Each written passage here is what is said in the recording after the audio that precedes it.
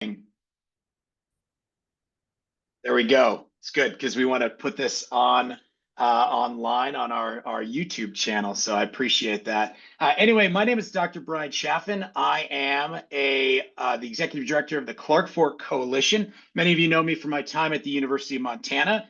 And the Clark Fork Coalition has worked with Montana Natural Resource Damage Program, United States Geological Survey, Montana DEQ, and many others who have been partners in two different venues, if you will. The Upper Clark Fork Working Group, which is a group of science agencies of the universities that was started many years ago that met during these lunchtime hours to talk through relative science to the Upper Clark Fork watershed.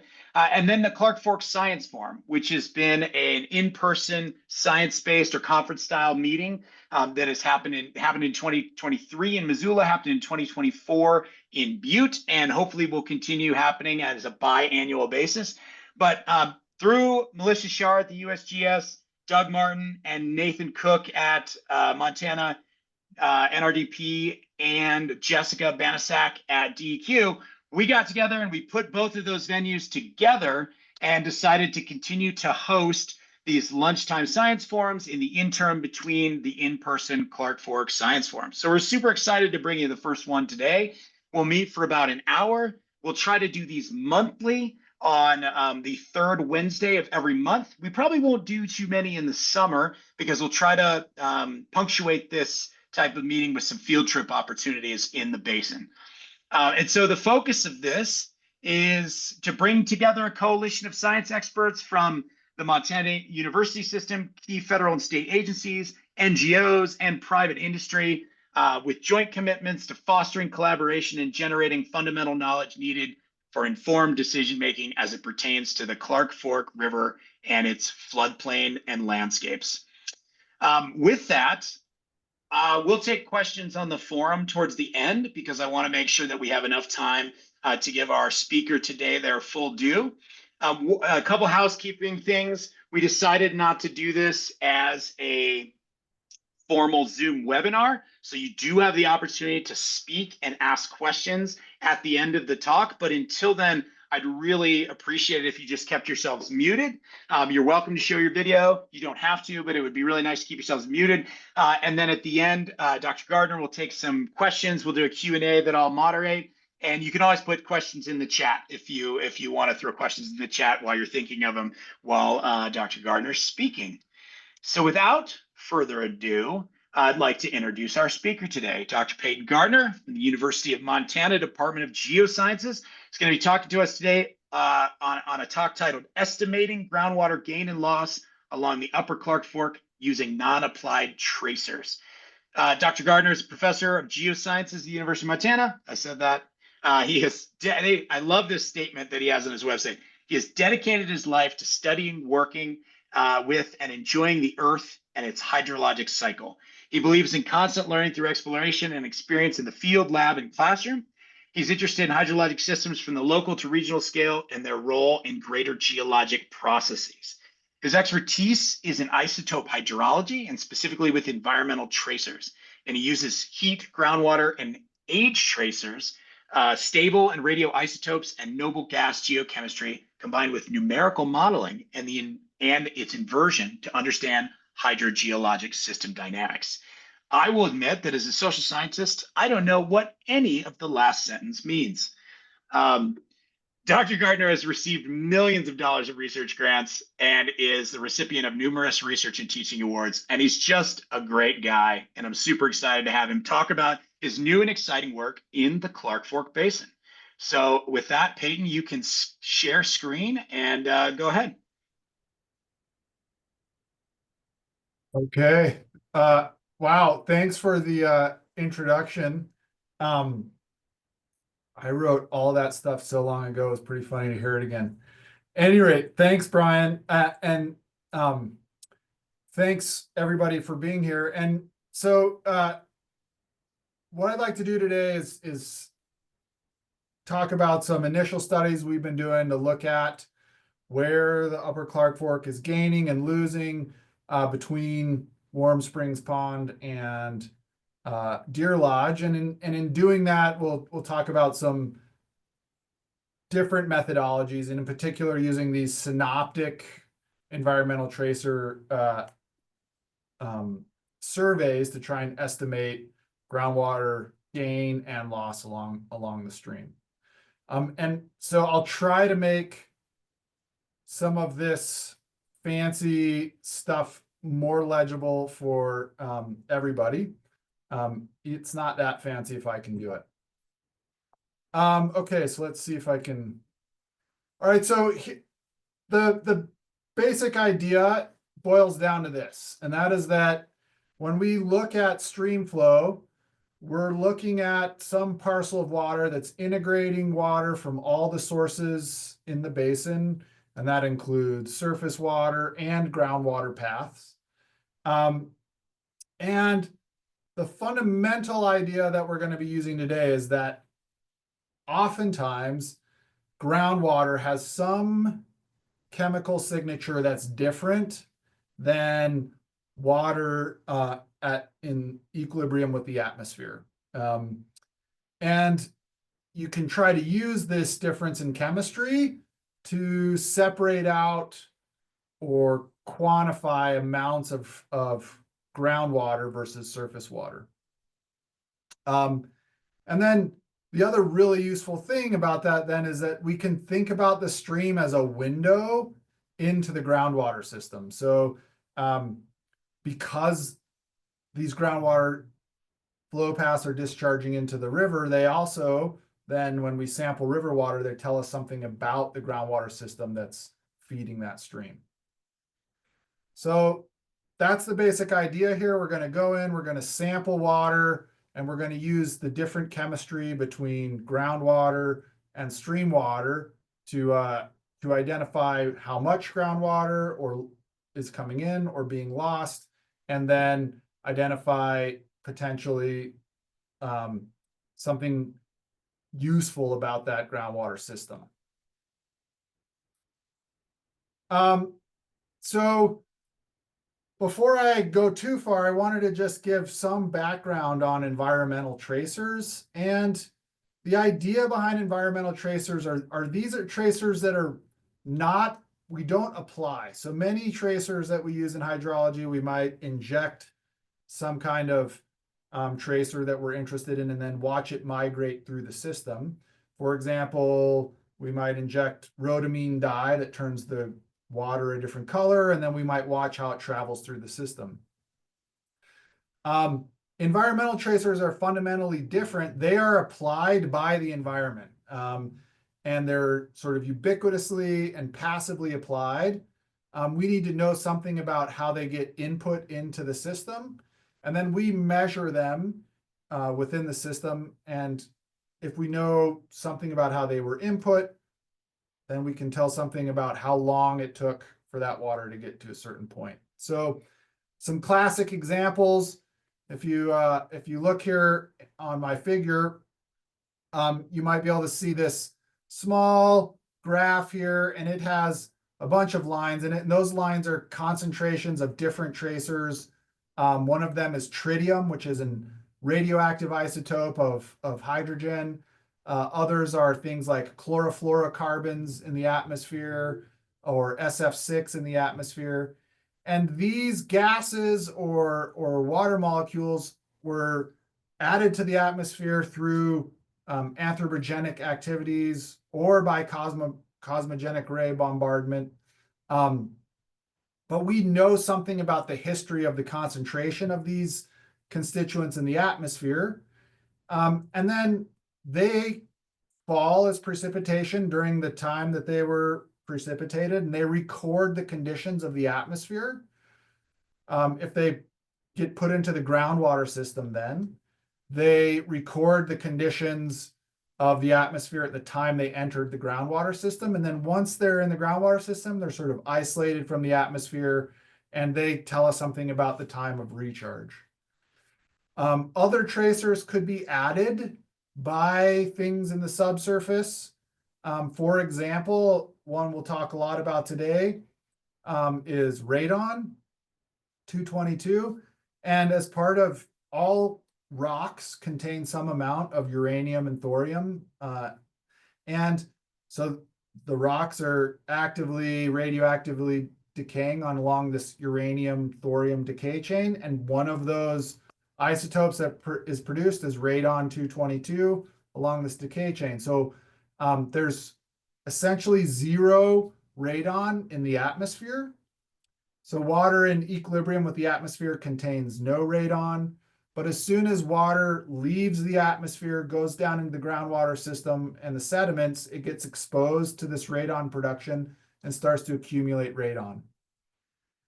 So radon is a really good tag of water that's been in the subsurface, because water, if it's been at the surface for long enough, will have a zero radon concentration. Water that's been in the subsurface long enough will have measurable and constant radon concentration.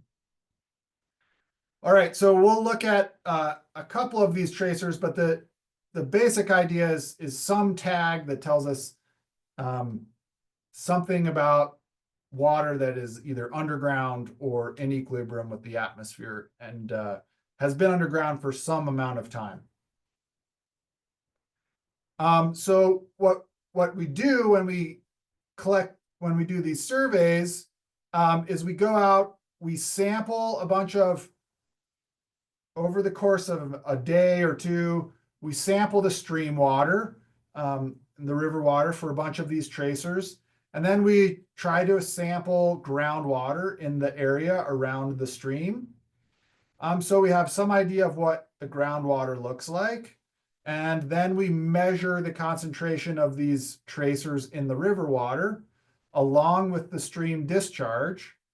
And that allows us to do some mixing calculations to quantify the amount of groundwater that must be coming in along that reach in order to produce the chemistry and the discharge that we observe going down the stream. All right, so there's some problems, and I don't want to get too deep into the modeling, but if we think about what happens when in the stream that could affect the concentration or the amount of some of these tracers in the stream. Well, the first is that we have evaporation occurring. So that is changing the amount of water and could be amount of water in the stream, not really changing the concentration. Well, not changing the amount of a solute and thus changing the concentration in the stream.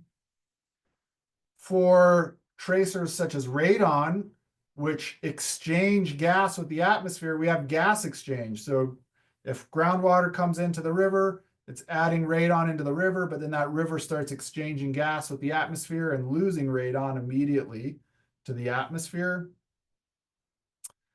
For things like radon, we have radioactive decay. So that radon enters the stream water and now it's undergoing decay. All right, and so as groundwater comes into the stream, it mixes in the stream, and then it undergoes all these different processes. And so in order to sort of do this mixing calculation and use these concentrations in order to calculate the amount of groundwater that's coming in or out of the river, we have to consider all these different processes, such as decay, gas exchange, and evaporation.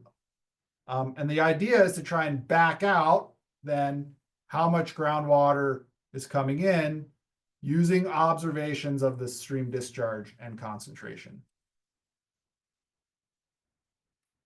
All right, so the traditional method is we go down the stream, we make measurements of discharge incrementally down the stream, including any tributaries. And then we sample the stream for a suite of environmental tracers. I'll talk a lot today about radon, but other common ones we use: stable isotopes of water, chlorofluorocarbons, tritium, chloride. A variety of these tracers could be sampled. And then we do this stream transport modeling, or this mixing calculation, if you will, that allows us, that takes into account all these different processes: gas exchange, radioactive decay, evaporation, groundwater inflow and loss. And the idea is to estimate the amount of groundwater discharge into the stream from the stream, measured stream discharge, and the stream chemistry. And the main thing is that we've applied this technique all over the world in a variety of different rivers, over a variety of different scales. And it becomes a really useful way where when you're trying to characterize fairly long reaches of the river, up to hundreds of kilometers, to be able to calculate groundwater inflow and discharge into the stream.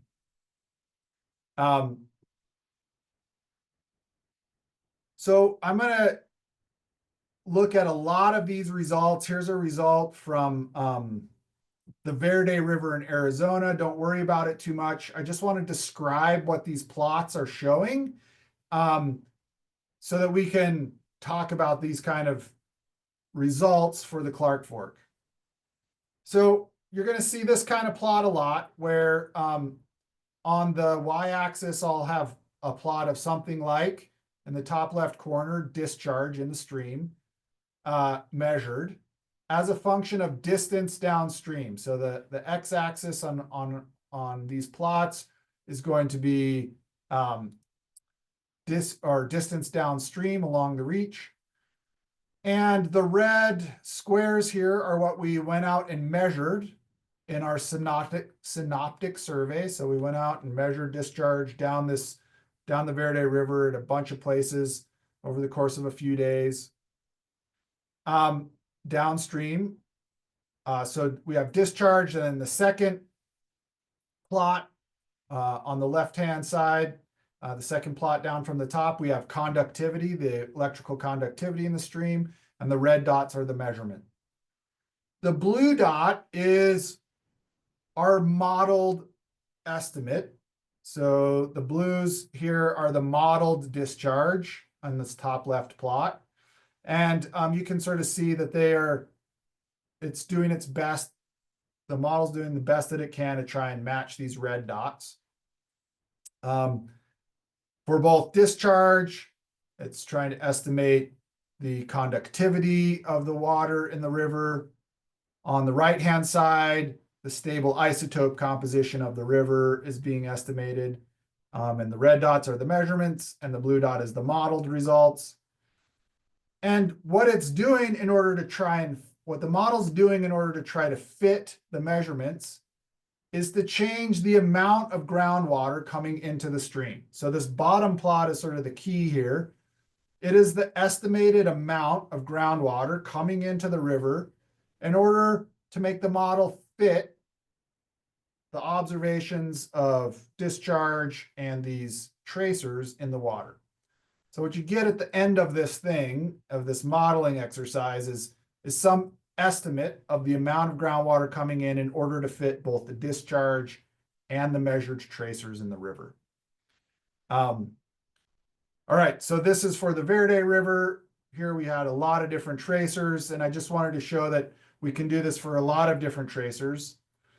And in the past, in fact, as early as 6 months ago, I would have told you that the only thing we could estimate from this kind of survey is the amount of groundwater coming into the river, that we could only estimate groundwater influx into the river and not tell you about anything about groundwater loss.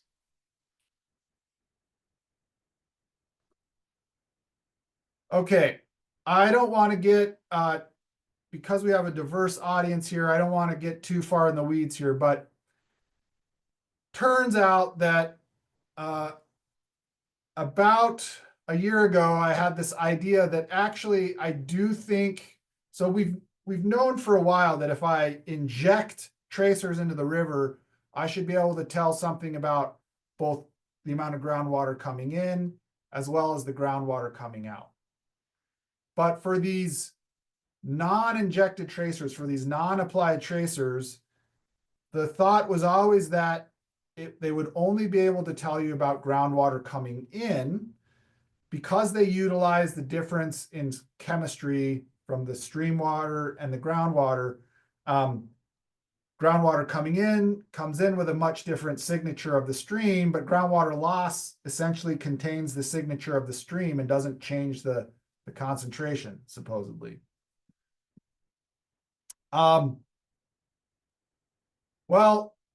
I'll just say that the story is more complicated. If you also measure discharge, then the amount of water in the stream coupled with the concentration in the stream can tell you about groundwater loss.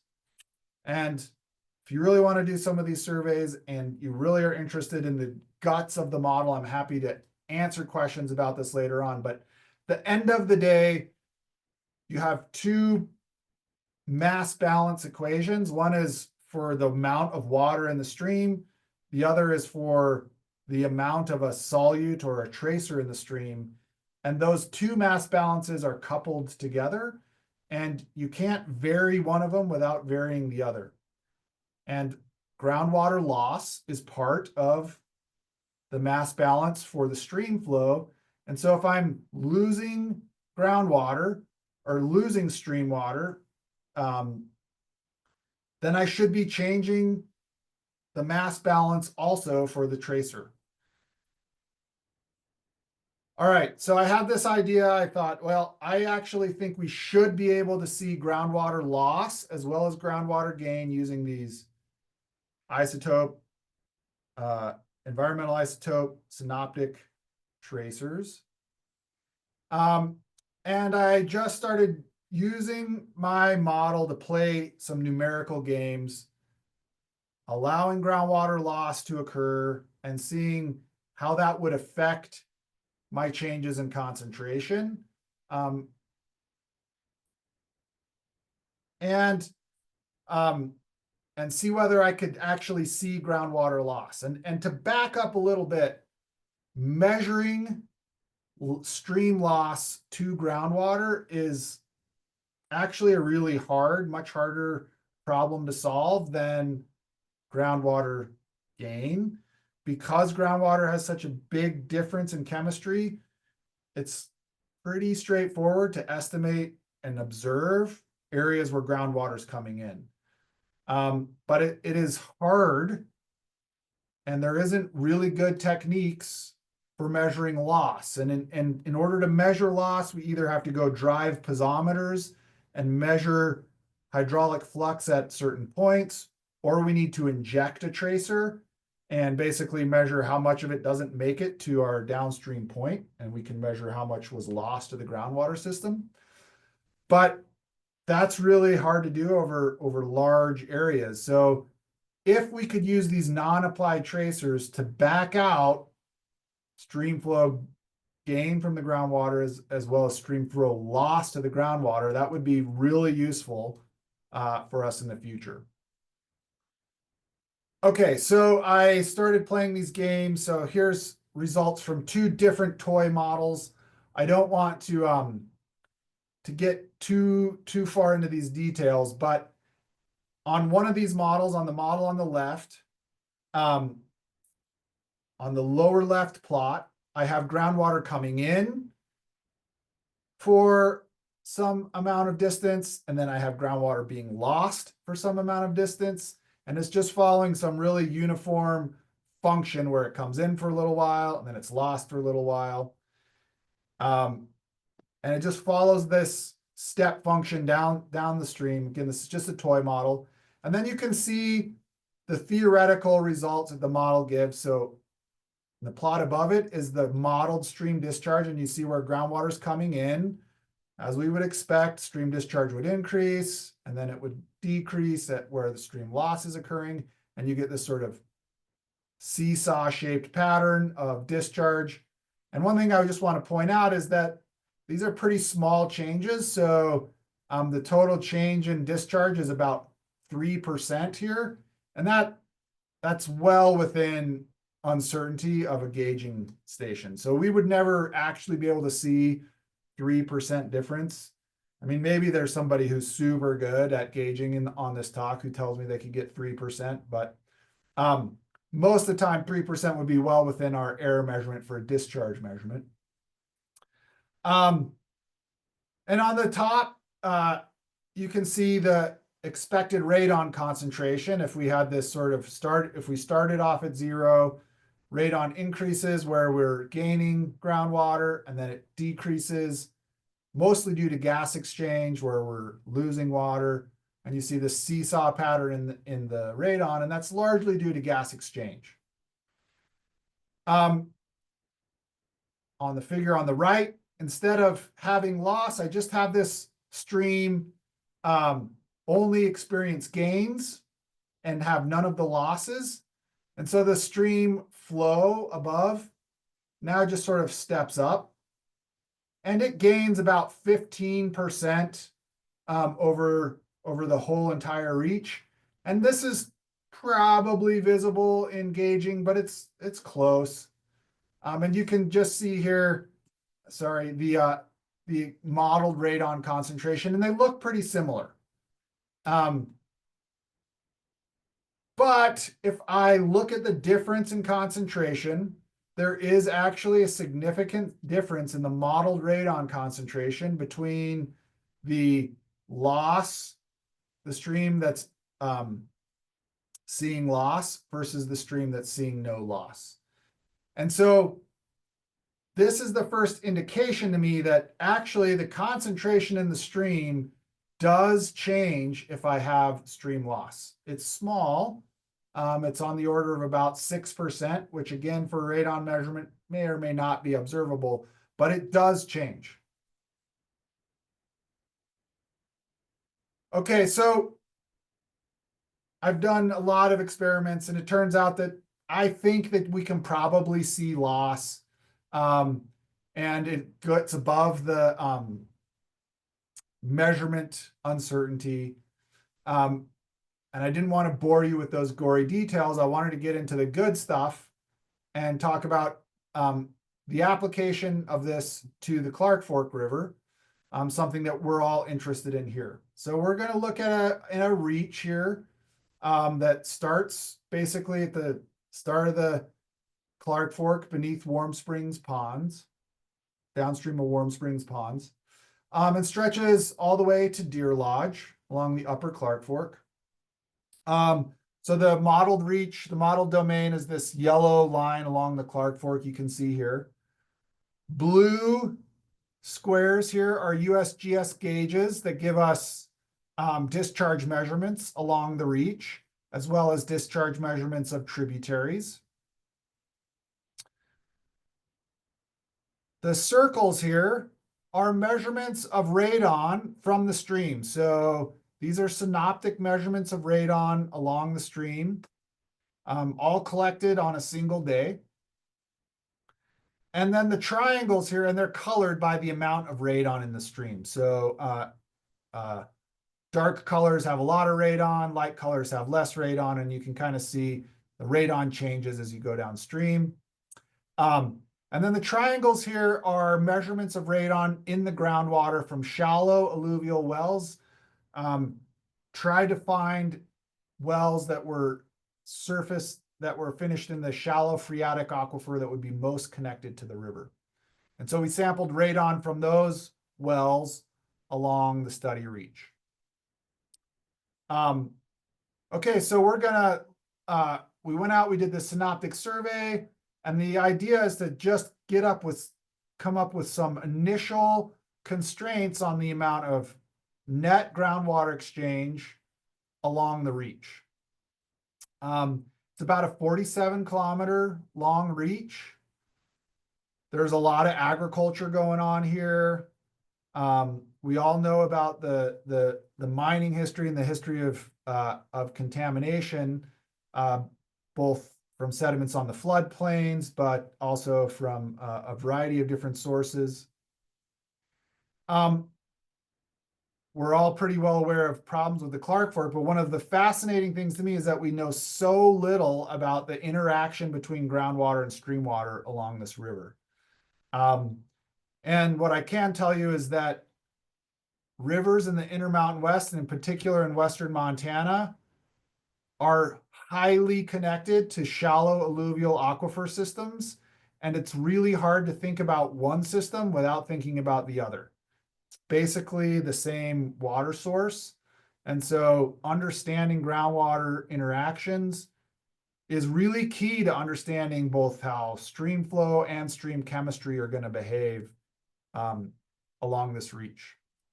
So the idea here is just to get an initial look at these interactions along this reach using this environmental tracer technique, which allows us to look at it over broad scale over the 47-kilometer reach. So I'm going to just present a few results here. The first is a result using the classical method where I don't try to estimate any groundwater loss. I'm just estimating groundwater gain. And so the bottom panel here, this is distance downstream starting at Warm Springs Pond, going about 47 kilometers downstream to Deer Lodge. And you can see this sort of estimated amount of groundwater coming into the stream as we go downstream. Starts off really low or fairly low at the top of the reach, picks up as we get down into the lower parts of the reach. If we look at modeled radon and observed radon concentrations, you can see that the model is reasonably well reproducing, actually quite well reproducing the observed radon concentrations as we go downstream from top to bottom.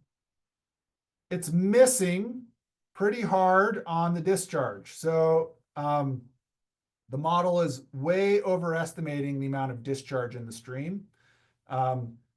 And spoiler alert, it's trying to fit this discharge. It's trying the best it can to fit it, but it just can't fit the radon and the discharge at the same time if it's not estimating some stream loss.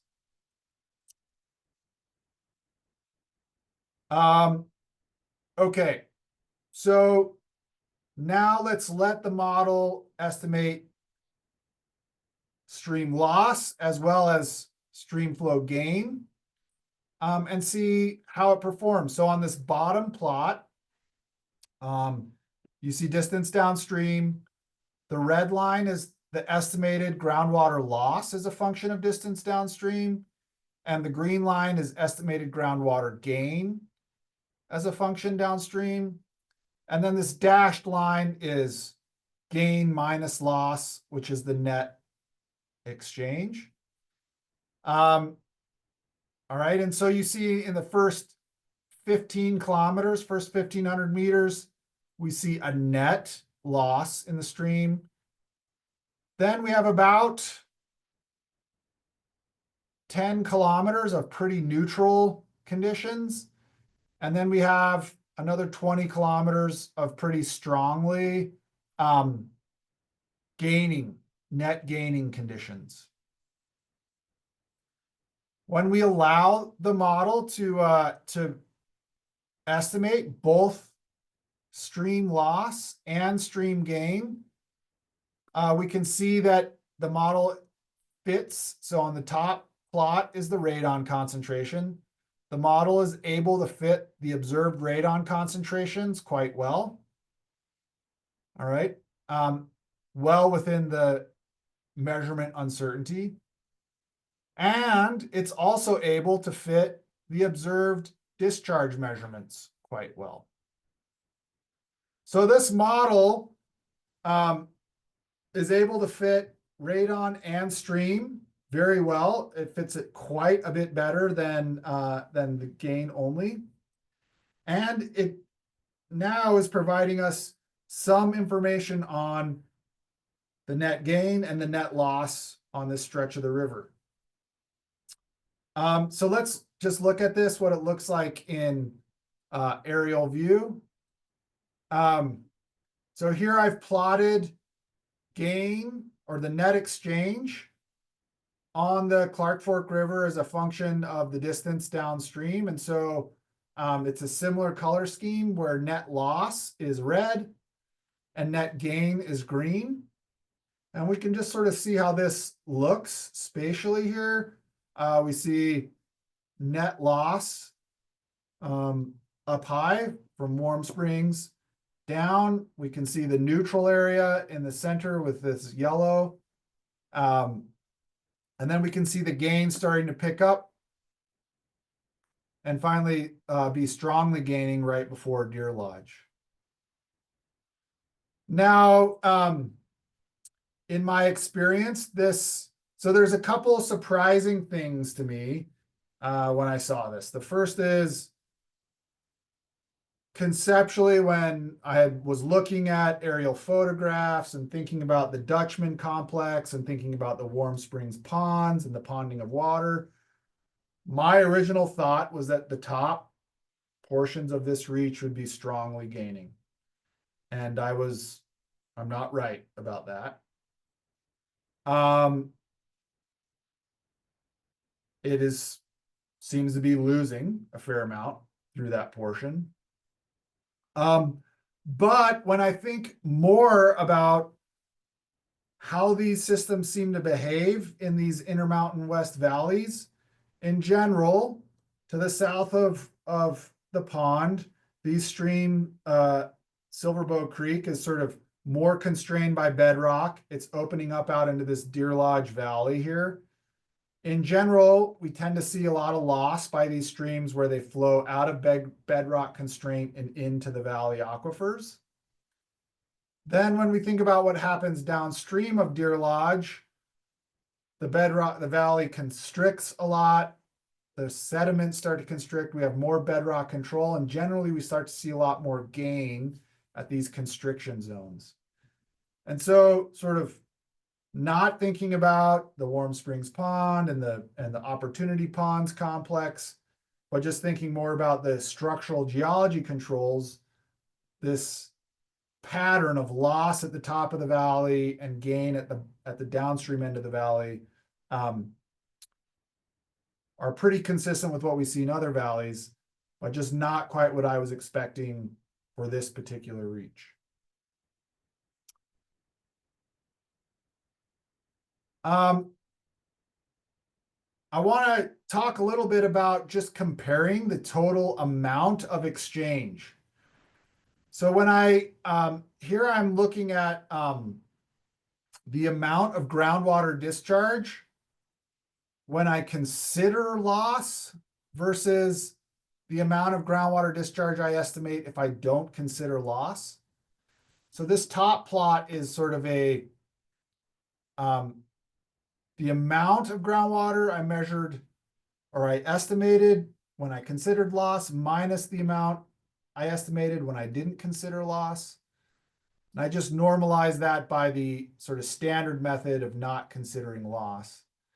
And what I want, and I'm plotting this as a distance downstream, and conceptually what this is if I allow the water to both go in and out of the stream, how much more water do I calculate is going to come into the stream? And it's a fraction. And so 0.5 here means that there's 50% more water coming into the stream from the groundwater system when I allow some of that water to go back out than if I don't allow that water to go back out. And on one hand, this is a very, I would say, not surprising plot. If you let water go in and out, you're going to get more water coming in, and up to 50% more. But it's also a very important part because it illustrates that if you let water come in and out, and conceptually, these streams should be having lots of different changes in gaining to losing reaches, flow through reaches. There is a lot more interaction between the groundwater and stream water when we allow this to happen. And there's a lot more groundwater coming into the stream than we originally would have thought, up to 50% more. And if I just calculate the net exchange, or the difference in net exchange, so this bottom plot you could think of as some fraction that describes how much more net connection I have between the groundwater and the stream water when I allow groundwater to come in and out of the stream, right? So this is the increase in connectivity, if you will, between the groundwater system and the stream, if I consider both gain and loss. And this is where we get really big changes. So when I allow groundwater to come in and out of the stream, I'm seeing seeing increases in connectivity almost up to a factor of 10 times more. So a lot more connectivity, 8 times more exchange when we allow our model to consider loss and not just gain. So conceptually, for us as practitioners in the Upper Clark Fork, not only does this improvement in technique allow us to sort of better match data and to quantify stream and loss, it also allows us to understand just how much more connection there is between these groundwater systems and stream water systems. All right, so to conclude, even over short distances, a stream has a variety of different interactions between the groundwater, and it can be gaining in short sections, losing in other sections. It can be flow through. So even over the course of a rapid, we might have a gaining section, a flow through section, and a losing section. And this is just a figure I stole from one of Bill's free online textbooks from the Groundwater Project, just illustrating how complex these interactions are. And so conceptually, it's probably far more useful, especially when we're trying to think about this over regional areas, to think about net exchange, not just groundwater inflow or groundwater loss, but to think about these streams as having some amount of inflow and loss for any section along the stream. And when we do that, we see a lot more interaction between the groundwater and the surface water. Yeah, and so in the Clark Fork, if we go back to our plot, I'll leave up here just to conclude, we can start to map out these areas of net exchange, look at what they look like spatially along large reaches, give us some indication on the amount of interaction between these two. Okay, with that, I'd love to take questions and stop talking to you guys and start talking with you guys. Thank you, Payton. That was awesome. That was great. Tell me if I'm right here. I learned that net exchange is a much more useful concept than just focusing on gaining and loss because of the complexity over short and long distances of the stream. Did I get that right? Yep. You got it right. Thank you. Put that on the test.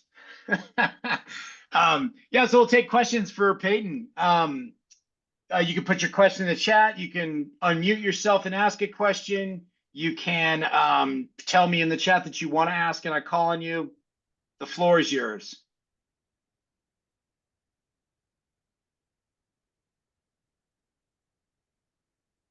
Yeah, Payton. This is Andy Bopst. Andy, go ahead. Yeah, I just had a question about scaling. Like if you were to look at this over a much shorter stream reach and do, a lot of samples like every 100 meters instead of every several kilometers, would we be able to see the same patterns and then have that help to inform like Bill's figure that you were showing at the end with the gaining and losing happening and changing over very short distances? Yeah, that's a great question, Andy. And I don't exactly know the answer. However, I will say there is some significant resolution issues with these tracer techniques, and that is that in order to use the model that I'm using, I have to assume that the stream is well mixed, and that there's some, length scale along the river that you need in order for the stream to mix out. And so if your length scale that you're taking these measurements gets below the sort of mixing in the stream, then the model that I use at least is no longer applicable. So these measurements, I would say, are much better for thinking about this at larger scales, on the order of, maybe hundreds of meters would be doable, but definitely not less than hundreds of meters.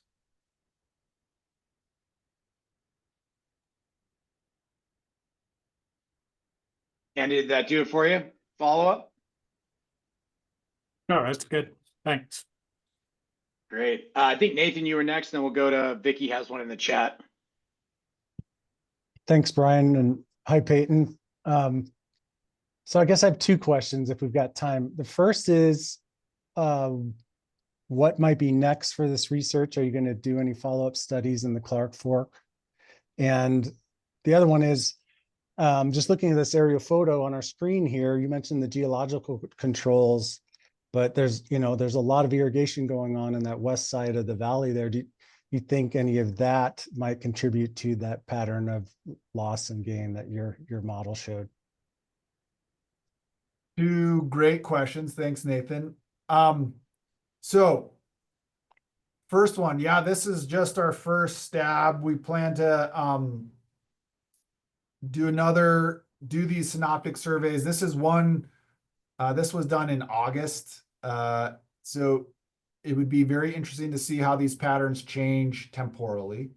So we'd like to come back and redo these synoptic surveys at a variety of different times of the year, seasonally. And then the other thing is, we'd also like to measure a bunch of other tracers and chemistry besides just radon. And then we can start to play games of not only estimating how much groundwater is coming in and better constraining that if we add more tracers, but we can also start to try and estimate what the chemistry of the groundwater coming in is. And that's really where I think we can add another level of insight, and that is not only where and how these connections look like, but then also what is the quantity and quality and or source of these groundwaters. So that leads me straight into your second question, and that is, 100%. I mean, where you start to see gain is downstream of where there's a lot of irrigation. And so these could be irrigation returns totally. And so to sort of combine your two questions, by adding more tracers, maybe we could start to see whether it's geologic controls or agriculture, or probably it's both, controlling this pattern of gain and loss. Great, thank you. Let's go to Vicky Watson. Dr. Vicky Watson, that is, put a question in the chat. Did the difference in surface water height and height of nearby water table seem to be in agreement with the model's predictions of areas of gain and loss? Yeah, it's a good question, Vicky. And as of right now, I don't know. So almost all these wells that we sampled are domestic wells. I think there was maybe one. Only the wells down at the very bottom, or up the farthest upstream reach downstream of Deer Lodge, actually, those are on the Grant Coors Ranch. The rest of these are all domestic wells and very hard to get a reliable, a good water level from, I'd say. I have people at NBMG say I'm wrong about that. But at any rate, I don't really know what the water table map looks like in here, and something that needs to be done. But at this point, I don't have it. Sam, it looks like you unmuted. Did you want to ask a question? Yeah, I have a question. Thanks, Payton. Really interesting work. Thinking about this sort of in terms of the shallow groundwater longitudinally across the valley, there's just this massive and consistent gain on the south end of the valley, and gain to the groundwater, to the shallow groundwater, and then this, at least in terms of the ground surface water exchange, this loss from the groundwater back to the surface water. Does that imply that the groundwater is moving across, the shallow groundwater is moving across northward across tens of kilometers in the valley, or do the other components of the groundwater balance sort of explain those gains and losses? Yeah, I would almost certainly say you probably have a south to north groundwater flow from the head of the valley to the base of the valley. Again, this could be better addressed if I had answers like to what Vicky asked, if we had a water table map. But in general, it would be shocking to not see a groundwater gradient from basically following the stream downstream. We see that in almost all these alluvial aquifers. The dominant flow direction is downstream, and you can think about just an underground river moving that way. Now, when we apply a bunch of irrigation water, we're adding more water down at the sort of in the northern portions, and so that would even tend to enhance this potential groundwater discharge. So I think the real answer is probably both things are occurring. You have flow from the south end of the valley to the north end of the valley, and you have enhanced recharge from agriculture at the north end of the valley, adding more water, and all of that water at the end of the day is sort of partially ending up in the stream.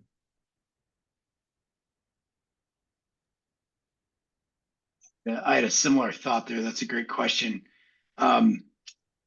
Anyone else? We have time for a couple more questions. Anyone else have a question? You can unmute yourself. I saw Jessica first, then we'll go to Mike. Sorry, Mike. No problem. Hi, so that was a really interesting presentation. I don't have a really good handle on using radon as a tracer for groundwater, so I'm wondering what impact the disturbance to the aquifer that opportunity ponds and warm spring ponds would have on how the radon tracers work. I know opportunity ponds, they're intercepting the groundwater moving through there, aerating it, and then letting it go back in. And then warm springs ponds, they're intercepting some of the groundwater, and then I think along the western flank, it's just kind of leaching into the bypass. Yeah, super good question. And I glossed over some of the dynamics of radon in the groundwater system. So radon does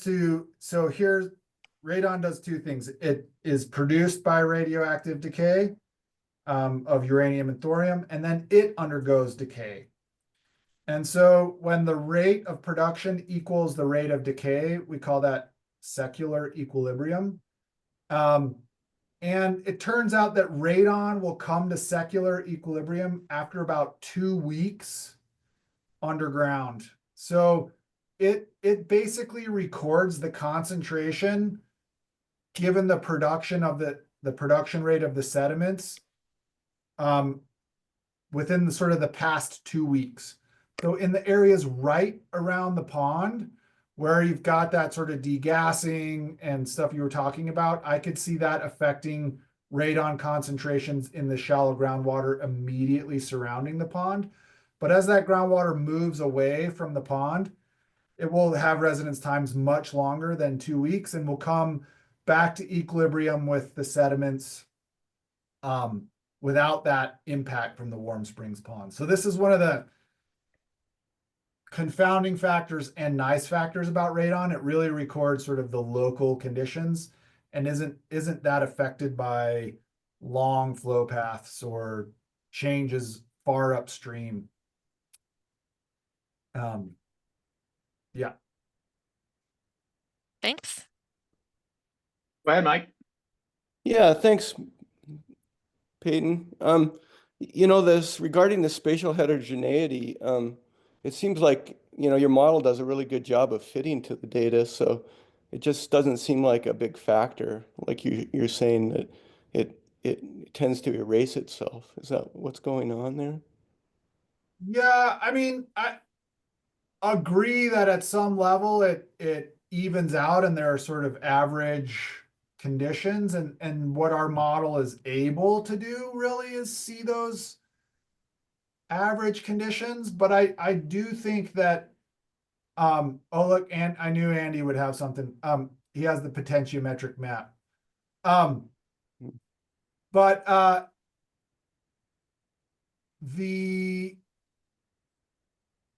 I would say that at some level it could be of quite a bit of interest what happens at smaller scales. So I think for our particular purposes, looking at things at these broad scales, there is this allows us to look over long scales, and I think a lot of that heterogeneity averages out and our model's able to well capture that. So I agree with you, but I also think that there are a variety of questions where we may be far more interested in that small scale variation, and in that case, this isn't a good technique or method to sort of investigate that.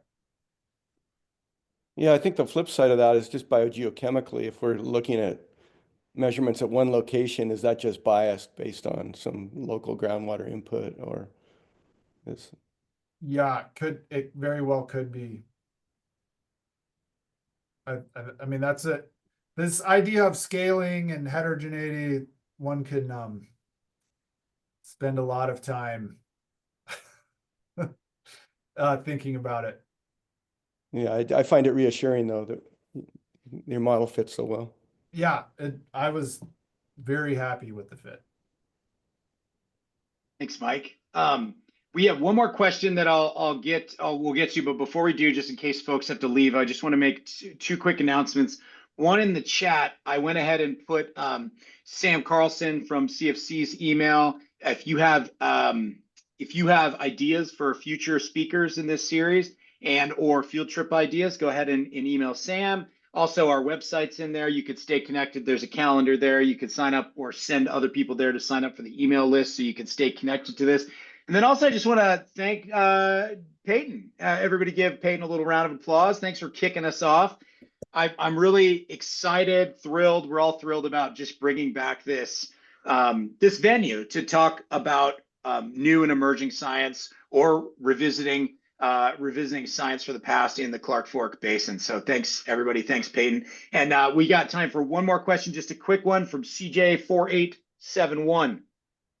Thanks, Brian. This is Doug Martin. Hey, Doug. That's my new handle, I guess. I love it. CJ4871. Yeah, but no, it's great that everybody, there's a large number of people on, which is great to see. And thanks for Payton to getting this going again. I know when we had it going previously, it was well attended and a good deal. The one question I would have for you, Payton, and I'm not sure if it's a question I have, but how does spring runoff affect this? If you have last year, I don't know if this data was collected last year, we had a pretty low runoff, but if we had a great big runoff like in 2011 or 2013, how is that accounted for with your modeling? So, I mean, fantastic question, and the short answer is I don't know. You could think about these model results as a snapshot. This was done in August 2 years ago. So you could think about this as a snapshot of the groundwater streamwater interactions in August of 2023. How that changes as a function of time, like spring runoff, really good question. And one of the things we want to do is do one of these samples this spring, and do one of these surveys this spring and see how much change there is. My my previous experience in looking at how much change there can be over time, over this large a region, I would guess that the amounts could change significantly, but the basic pattern will remain the same. But I don't know that here, and I don't know it for sure. And I have been in systems where we measured it, many, many times, and we got very different answers. They were, I'll say, much more dynamic than this one I think will be, but the short answer is to be determined, Doug.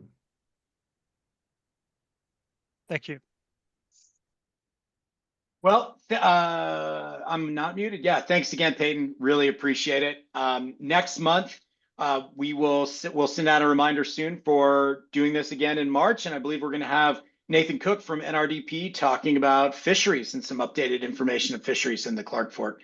So thanks so much for joining us, and have a great rest of your day.